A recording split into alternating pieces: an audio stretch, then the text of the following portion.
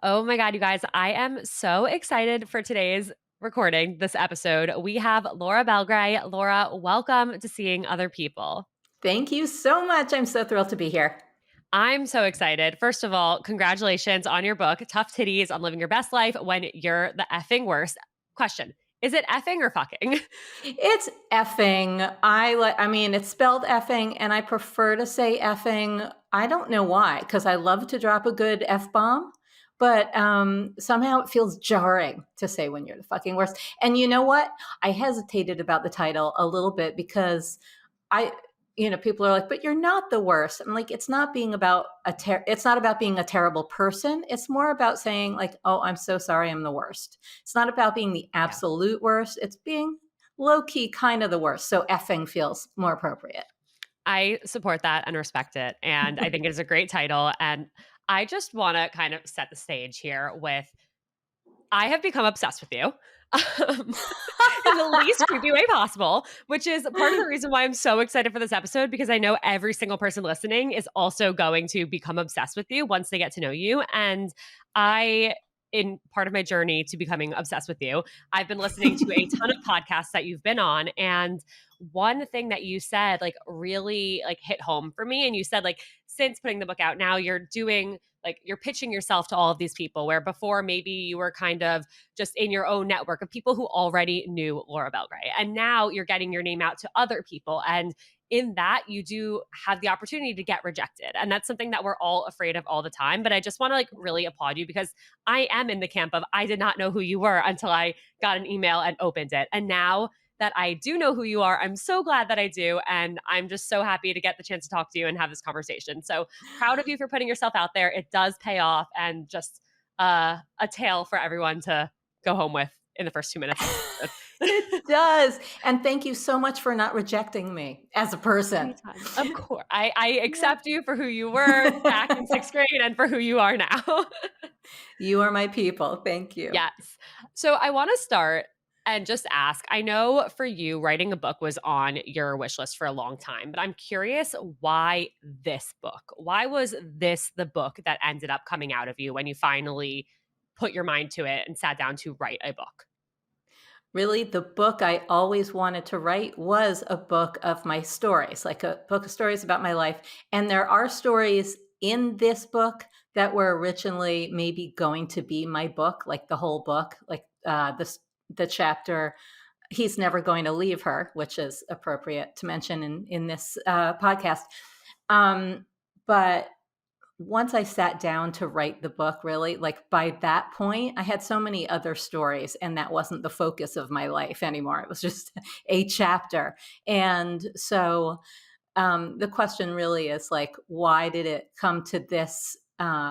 Really, this positioning, this title, this subtitle, and it's a theme that I was able to pull out of all my stories that no matter what, most of these are the stories I was going to tell. And this was going to be the arc of it, like starting in sixth grade with my sixth grade bully and being kicked out of my friend group and being rejected by everyone and the kind of lasting trauma that caused all through high school and chasing, feeling that boys didn't like me and always chasing that approval from the opposite sex and into looking for what I wanted to do with my life and that thing that would tap my talent and make me feel fulfilled and just trying to be like a self-actualized human. That was always kind of in the end going to be the arc of it. And the theme I pulled out of it was just not being a supposed to person, just never being able to comply with the rules. And that's where tough titties came from, the expression tough titties, meaning that's my reaction to anything that I'm supposed to do, anything someone expects of me. Like, well, everyone thinks you should be having kids right now. Yeah, tough titties. Mhm. So that is why this is the book that came out of me at this age.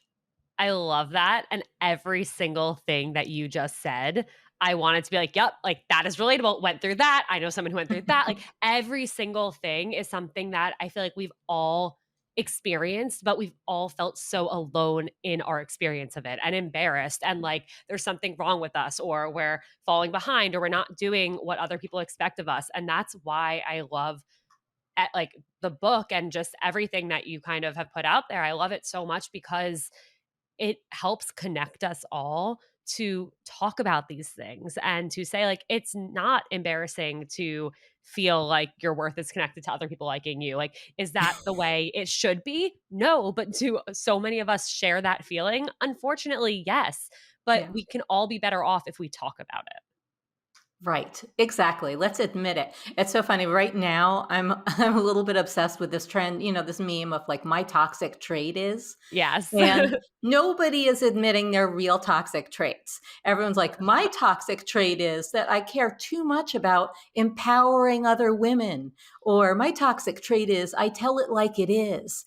And I'm like, shut up. Those aren't toxic traits. Those are just humble brags. Those are along the lines of saying in a job interview, well, my greatest weakness is that I'm a perfectionist and I care Yes. too much about doing a good job. I'm Yeah, like, I'm a how people about pleaser, some? so I'll stay at Yes. work all night just to get everyone else's job done. Like, Exactly. yeah. And so I'm like, let's see some real toxic traits. Let's admit to our real our real flaws and weaknesses and actual toxic traits like I undermine friends that I'm jealous of, like things like that, or I seek my self-worth in the approval of men or the opposite sex or anyone finding me sexually attractive. That's a Yeah. somewhat toxic trait. Like let's admit those. That's so funny. Yeah, I've been thinking that too, where it'll be like my beige flag is this, my partner's beige flag is that. It's like, okay, like always being down for whatever is not a beige flag. Like, No, first of all, that's no, not a you're not. flag. Yeah, you're No. not. You're not always down for whatever, but yeah, no, Mm-mm. exactly. And I think there's so much power in admitting like we're not perfect and we all do have flaws, but Yeah. we don't feel like we have the permission to share those and to embrace those or even accept those. And that's one thing I love about your book is that I feel like throughout it you give people so much permission. So I want to start there and kind of hear from you like what are the biggest permissions that you think people need or want to feel like is being given to them but that they don't have? Mm. I think for one, being honest about who they are and expressing the things about themselves that are maybe that they find a little shameful or they think people would judge, because that gives other people a sigh of relief, like, oh, thank God I'm not alone. It's not just me. And saying, like, I care too much about serving people and changing the world. That's not just shut up. That's not giving anyone permission to be who they are. So permission to be who we are, permission to do things on our own timeline, and I'd like to say ignore everyone else's timeline. That's really hard to do, but at least um, permission to accept that we feel behind and that we do compare ourselves and that it's maybe a struggle, a challenge to let go of everybody else's timeline and how fast they're doing everything. But yeah, permission to do things your own way at your own pace and just come back to that idea that it doesn't matter the speed everyone else is going at. And there's really no clock for most of it, except these days, it is still having babies. Um, and also permission to be okay with being disliked. It, because not everyone's going to like you. Again, that can be hard for some of it. It's hard for me.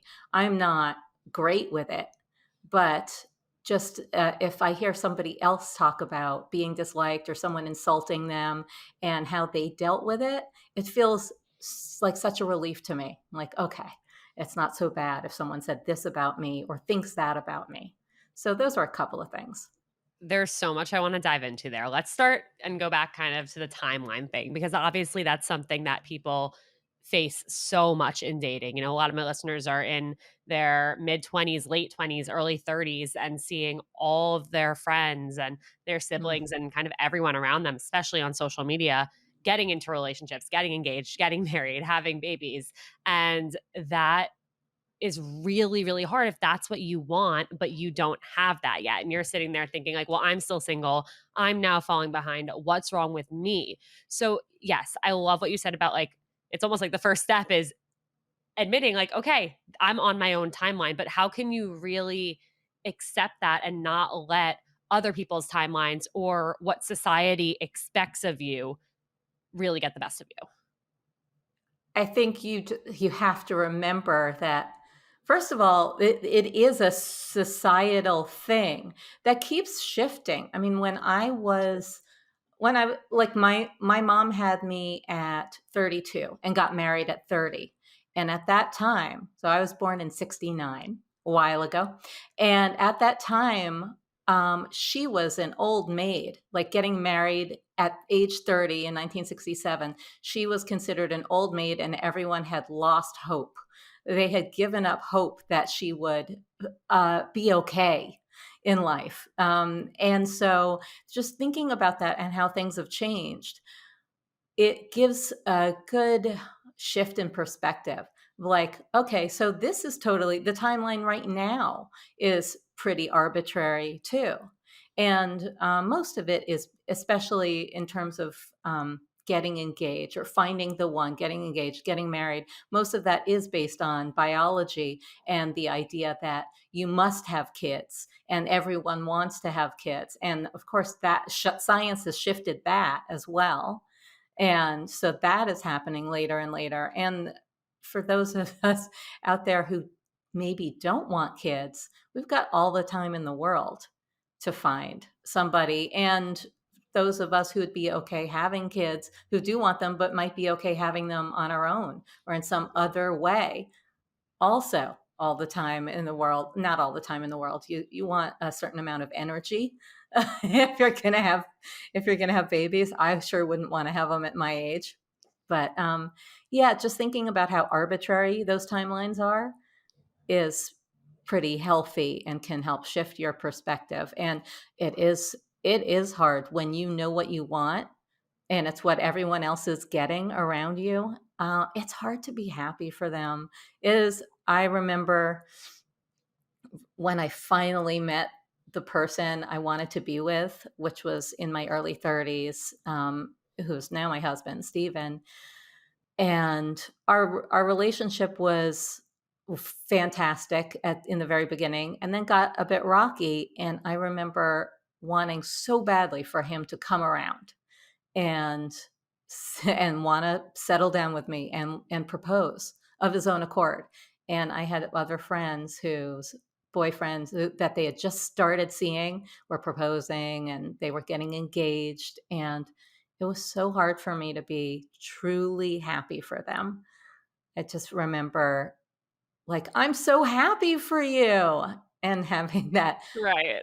echo in my head, like, did I just say that in a really weird way? Because it felt Was my really voice too weird. high? Yeah. Exactly. So, it is tough when you want it and everyone around you is getting it. So, just remembering that, like, I can't say it'll happen for you. I don't know that. I have friends who've been single a long time and would still like to find that person, and it hasn't happened yet. And I hope that it will happen for them. I can't make that promise, but I think you don't have to be on that timeline that everyone seems to be on.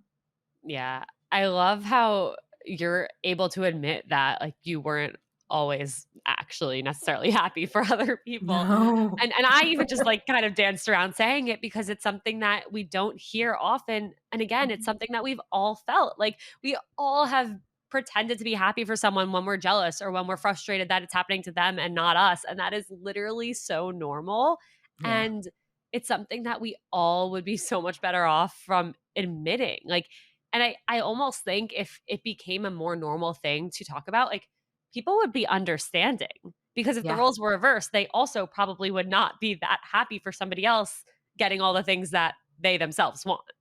Yeah. I think there are some people out there who are just more generous of spirit than I am and physically can feel happy for someone else. But I struggle with it when I don't have what I want. Yeah. In terms of, you never had kids and you knew, I think, early on that you didn't want them. Mm. How was that to navigate in maybe your 20s and 30s, even up until when you met Steven? Because that's another thing where society puts that pressure on people, and that's hard for people to navigate and for other people to accept about the people they love in some cases. Yeah. I didn't really know for certain Okay. until I was 30, after I was married, I'd say 39, Okay. rounding 40. But I never actually wanted them. I was just waiting to want them. And it was tough to come around to that hard no when people said, "Are you having kids or do you want kids?" No.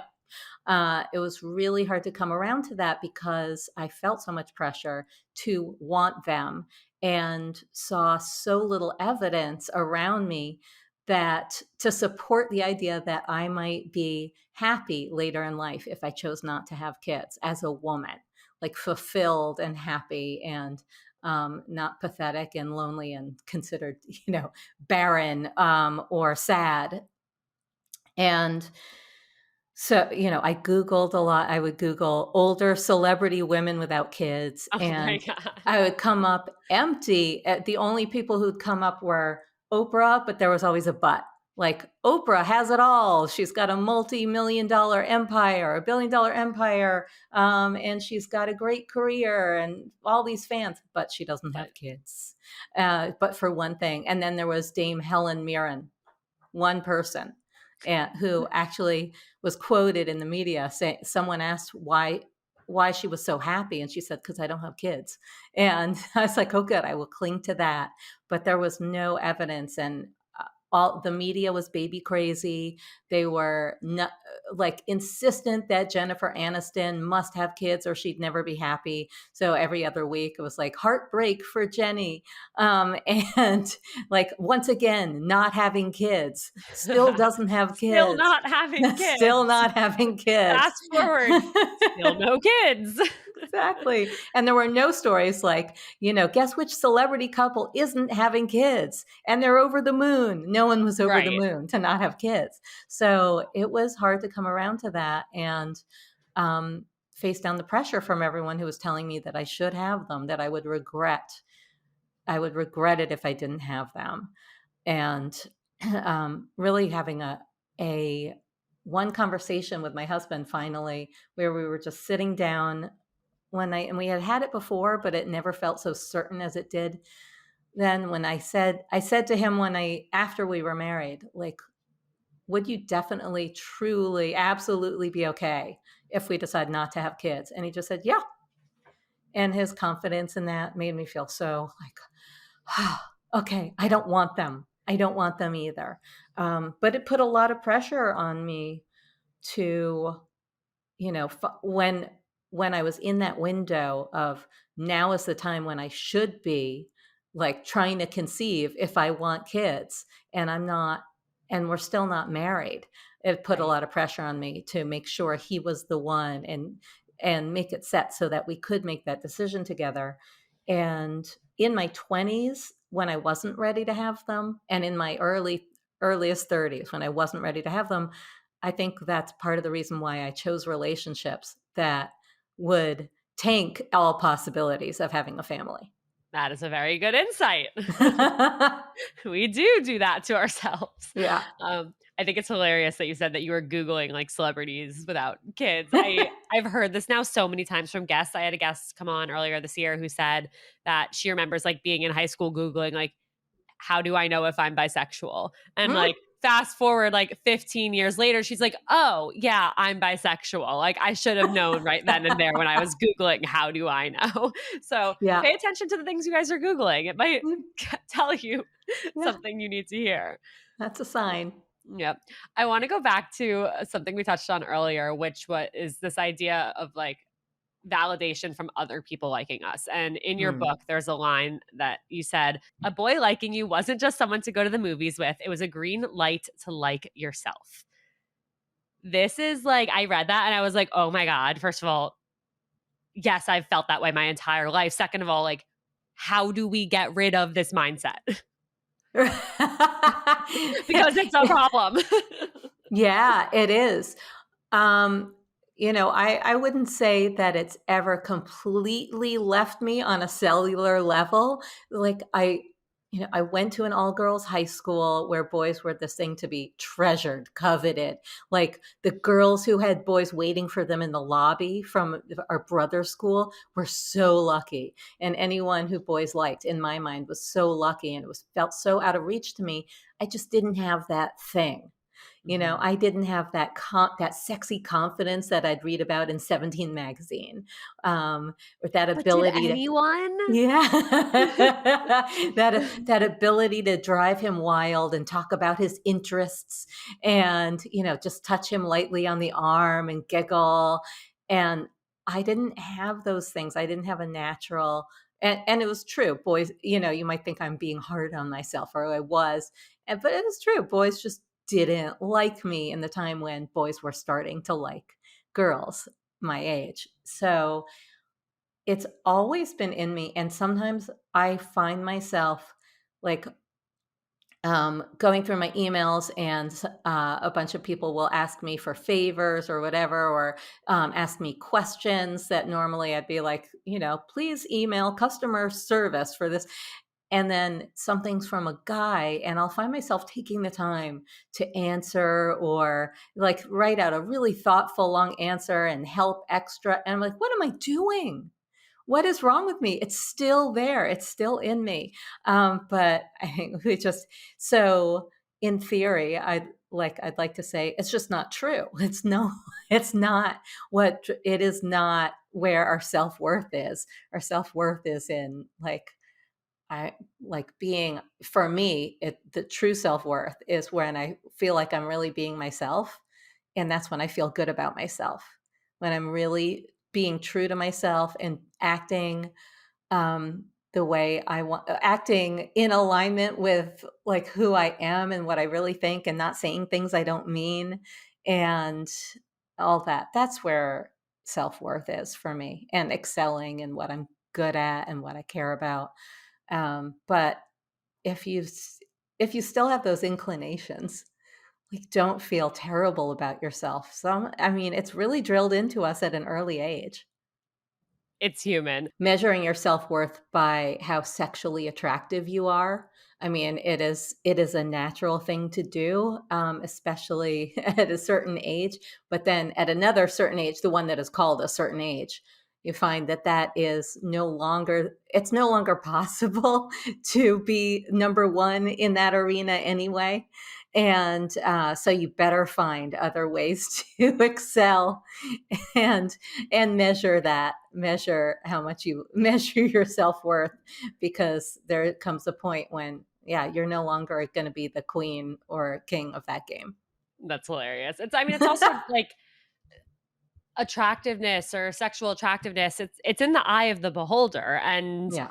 even, a lot of people, myself, like, struggle with feeling confident and feeling like I'm good enough as I am, but at the same time, hopefully we can find people who remind us like, "No, you are, like, you're beautiful," and yeah, of course, we're all gonna change, like, looks fade, we've learned that Yeah. forever, and that's true, but that's part of the reason why, like, it does matter so much accepting yourself for who you actually are and what's underneath, and knowing like the values that you have and your personality and loving yourself for all of those things, but that can be really, really difficult to get to.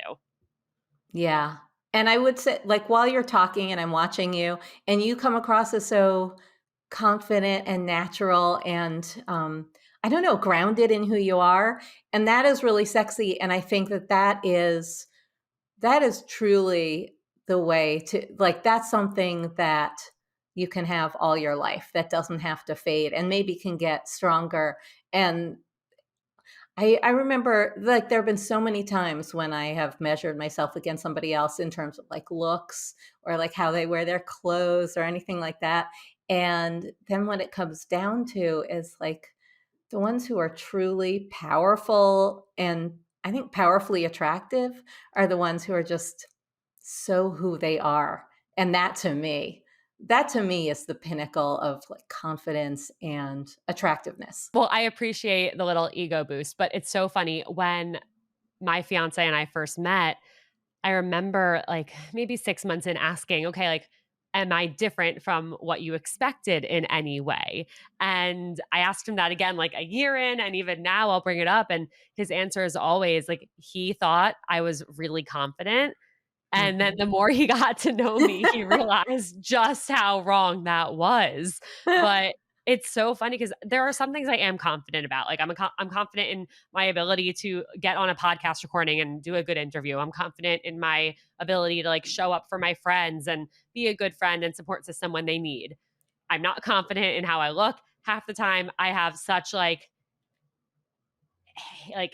like a anxiety hangover after leaving a social Oh, situation of like, "Oh my god, like, is that thing that I said embarrassing? Like, are mhm. they leaving and am I leaving and they're talking about me?" Like, there are all of these things that I don't know if I'll ever be confident about, but at the end of the day, I'm like, "Okay, like, I know who I am, and I like me for me, and I'm never going to be perfect." Like, there's always going to be things I could be better at or ways I can be kinder to myself, but at least I know like what I'm not going to apologize for. Yes, I love that. And I too, I get asked a lot about confidence, how to be more confident. I'm like, you are asking the wrong person because I am confident in certain things and might present as confident, especially because nowadays we're all on podcasts and Zooms and presenting ourselves so much on video. But my gosh, the little videos that some reels that I put on Instagram sometimes, if you look at my camera roll, they're like 120 of the same frame Yep. over and over and over of retakes, Yep. and I'm like, "Oh gosh, I gotta erase all those because 'cause I'm There's just a reason not," I run out of like iCloud storage when I have the highest amount of iCloud storage, and I'm frustrated with Apple because I would love to give them more money for iCloud storage, but I'm at the max. Why do they max it out? I don't know. hilarious, and it's all because of retakes. Because it's like, "Oh, that one wasn't good. That one wasn't perfect." Or sometimes I'll stop in the middle of one and start thinking, and I'll be like, pause, and like, "Crap, I ruined it." Yep. And, so, yeah, there's so many like you, I will, uh, come away from a dinner or whatever it is, a group of people, and be ruminating like, "Oh my gosh, that thing that I said, wait, was that really like, did they take that the wrong way? Are they now discussing it? Is it now a meme?" So, Right.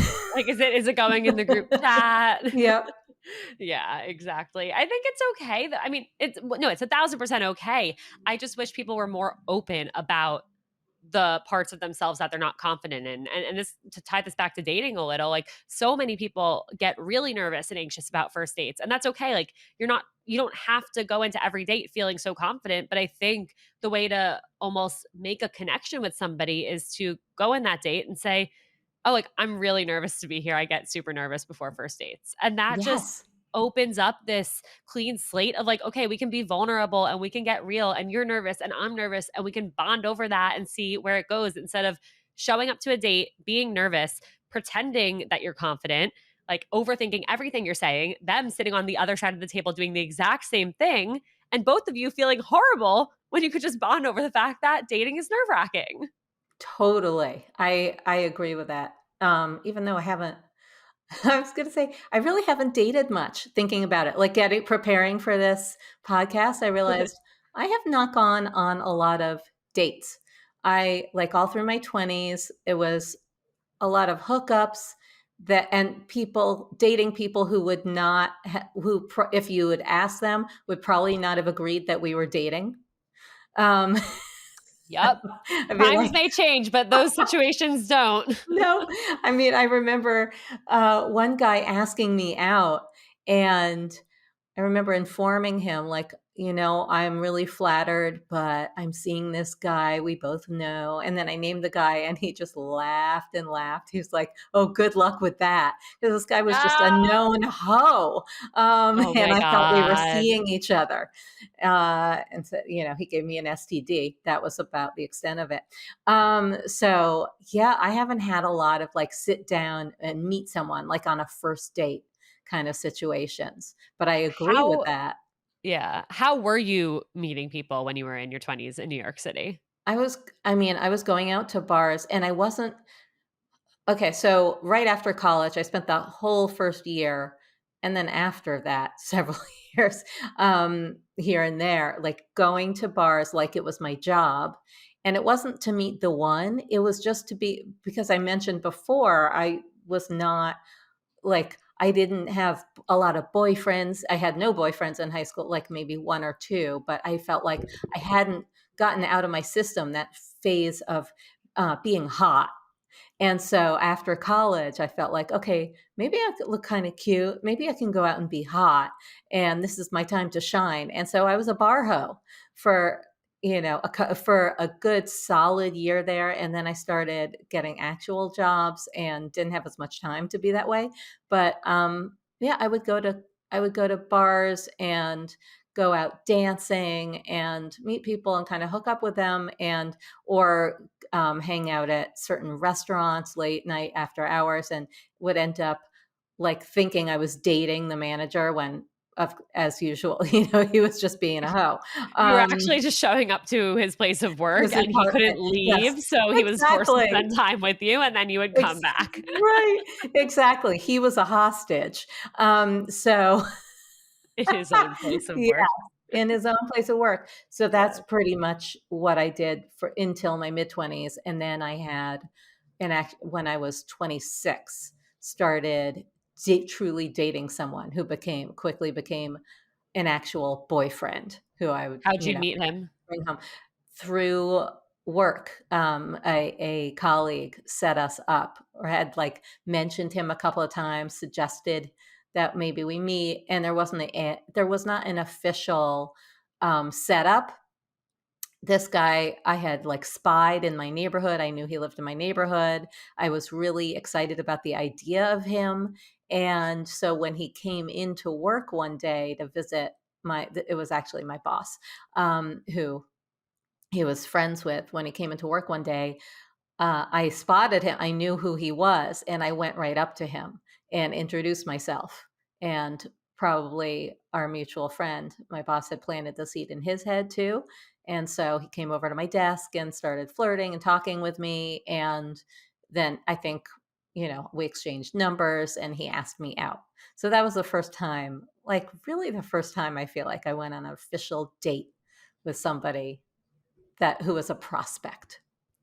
The reason I'm asking is because I think the number one question that I've been getting asked lately is how to meet people not on dating apps. So Yeah. I love hearing those stories and kind of just reminding people dating apps didn't always exist. There are No. other ways to meet people. In fact, that's the only way people met people prior to dating apps is by other ways. Yeah, and thank God for me, and because I'm such an obsessive, addictive kind of person, especially with social media, that if I had been on dating apps, it would have taken up all my focus and energy, and I would have been swiping all day and looking at my messages, and it's just a whole. I mean, as it was, I was waiting by the phone and checking my answering machine. So this sure goes way back, but and I was doing that so obsessively that thank God for me that there were no dating apps. I do wish I mean, I ended up meeting Jake on a dating app, so I'm glad that they're around, Yeah. but I Mhm. do wish that, we could maybe, like, choose and of course, you can choose to not download a dating app, but then you feel like, "Well, am I really trying if I'm not Yeah. on them?" Like, I do wish there was a way to just, like, turn them off for 6 months completely for everybody, so people would be forced to interact with others in real life again and not be Yes. staring at their phone when they go out and actually look up and see who's around them and start conversations because I think we miss out on so many amazing opportunities to meet people, maybe a potential partner, but just also like connect as humans from one person to the next. Yeah, I think you kinda can't beat that, like, the chemistry that you can sense right away with somebody, Yeah. when you meet them in person, whether it would be great if there were, like, just a worldwide blackout of all the dating apps Yeah. for 6 months. I think that would be awesome, Dream. and of social media. I think that would be kind of awesome. How did you and Steven meet? So Stephen and I met during a time when we were both in relationships, variously messed up relationships. Mine more than his. I was dating. I was in like the third year of seeing a married salsa instructor who was my salsa instructor. I was obsessed with salsa and then started dating the instructor, and he acted like he wasn't really married, but it was pretty clear if I had had my eyes open that he very much was. And so, um, I was in the depths of that misery of still crying like he says he's gonna leave her, but why hasn't he? And he said there would be Cautionary a ring tale. on my finger. Absolutely cautionary tale, that we all know better then, but some of us still get into them. And Stephen was in just a relationship with someone much younger, which was his style anyway. And it it was just in a stage of like we should break up. And we met at a birthday party that took place at a bar. The birthday party was for somebody that who I had known and maybe hooked up with a little bit that year after college that I mentioned, when Mhm. I was going out every night like it was my job, and my parents were like, "What are you doing out till 4 a.m. or later?" And I would say, "I'm networking."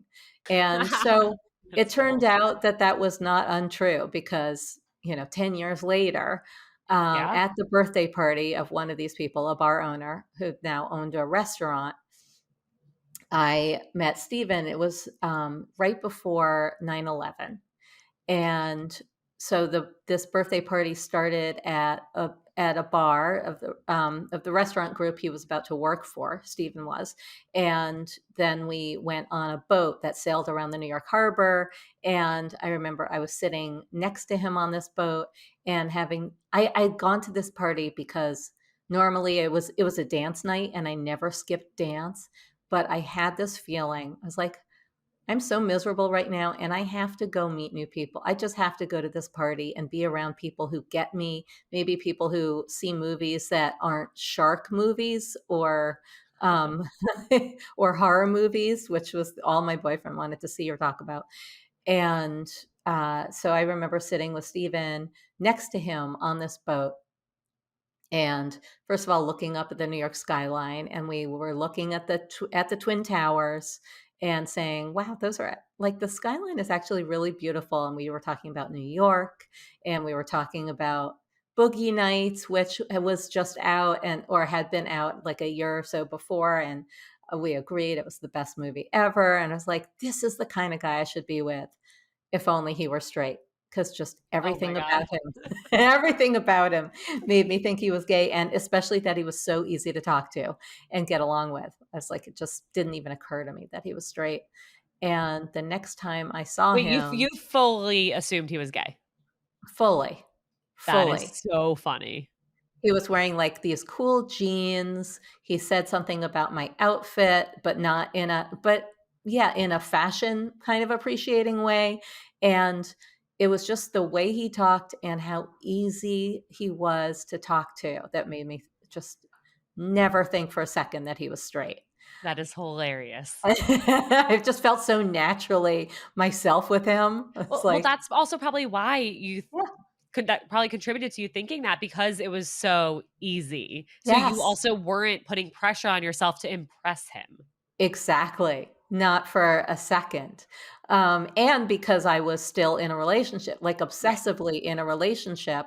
So I wasn't really looking for anyone. I wasn't trying to impress anyone.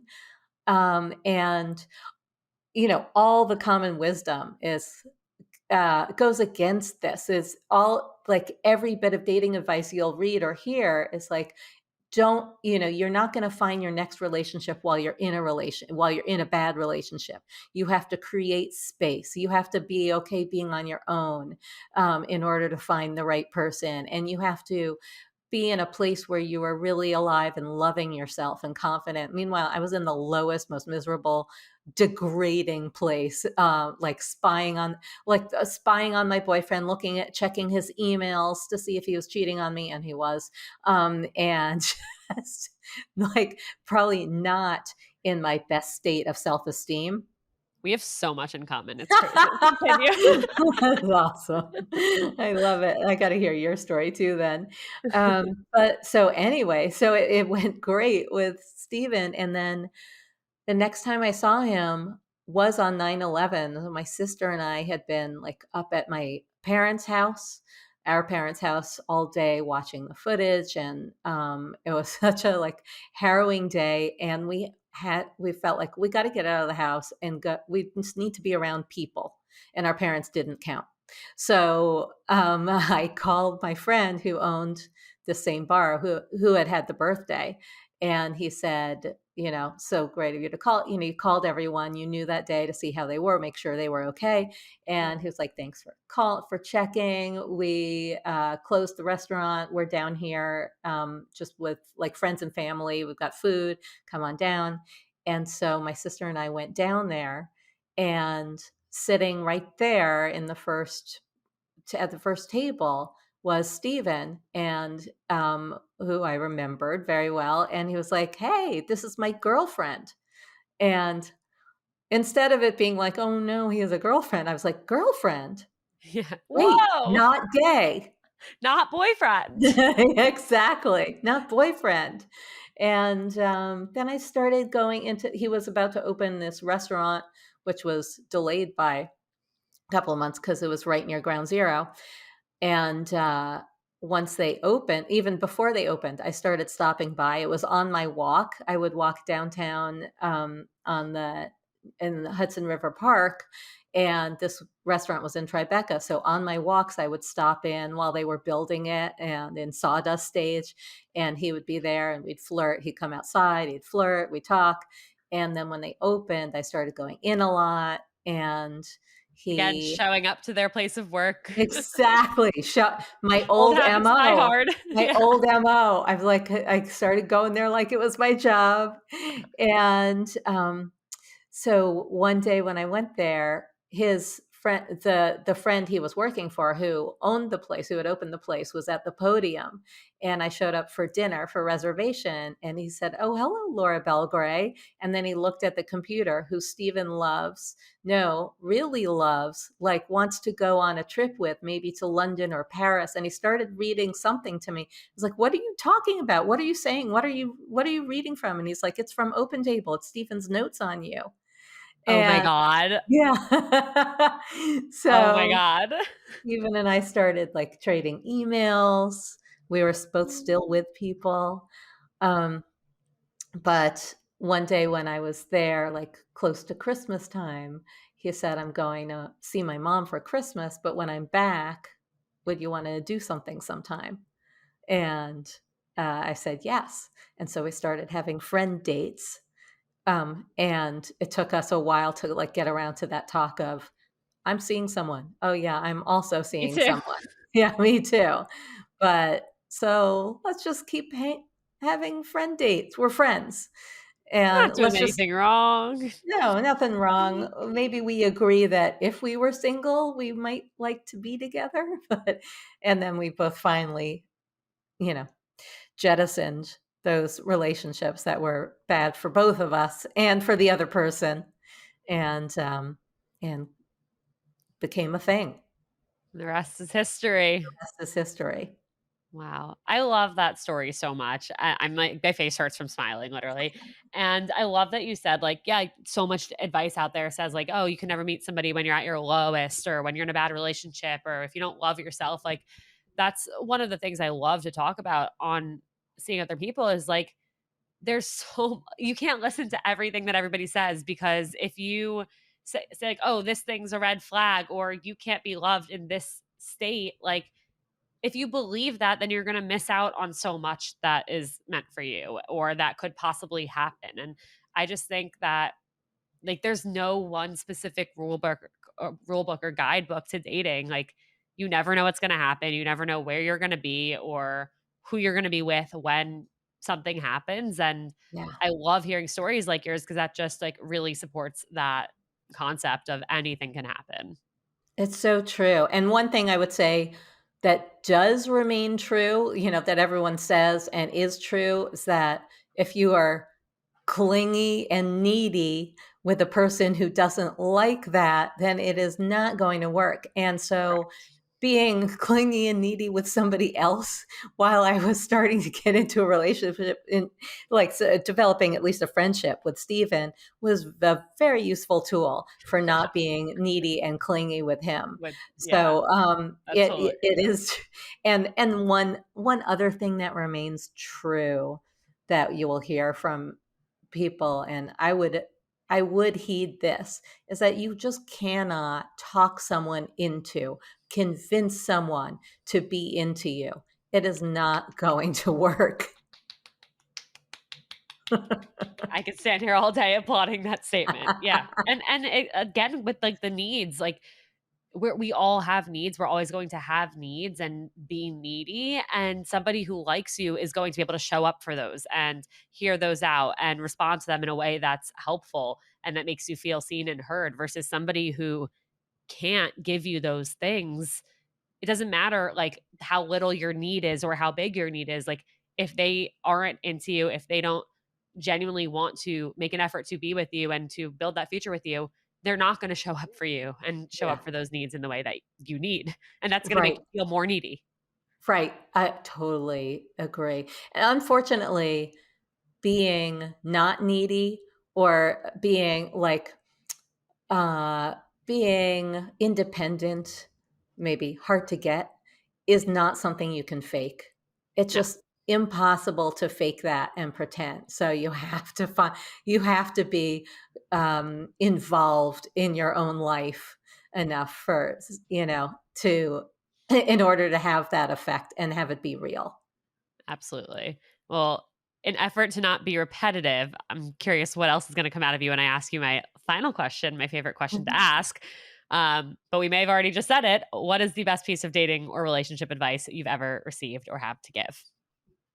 I actually don't think I've covered this. I would say Oh, that, great. yeah.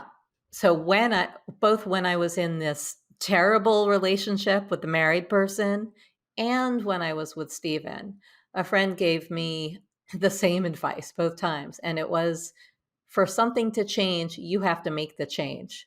That person is not going to change anything. They're used to the way things are, and they're not going to change anything unless you make the change. And so, like with the married guy, I didn't really change anything until I broke up with him for good. And that was a good move on my part. And then, in fact, he did come back begging me, like, oh, I'm going to leave her. Who knows what would I'm have still going to happened. leave my wife. I'm still gonna leave her, and I was always begging him to like take me on a trip on one of his dance trips, and he was always like, "No, that's something I do with my, wife." Part, and then this time he was like, "I just bought it, I'm going to Israel. I bought you a ticket.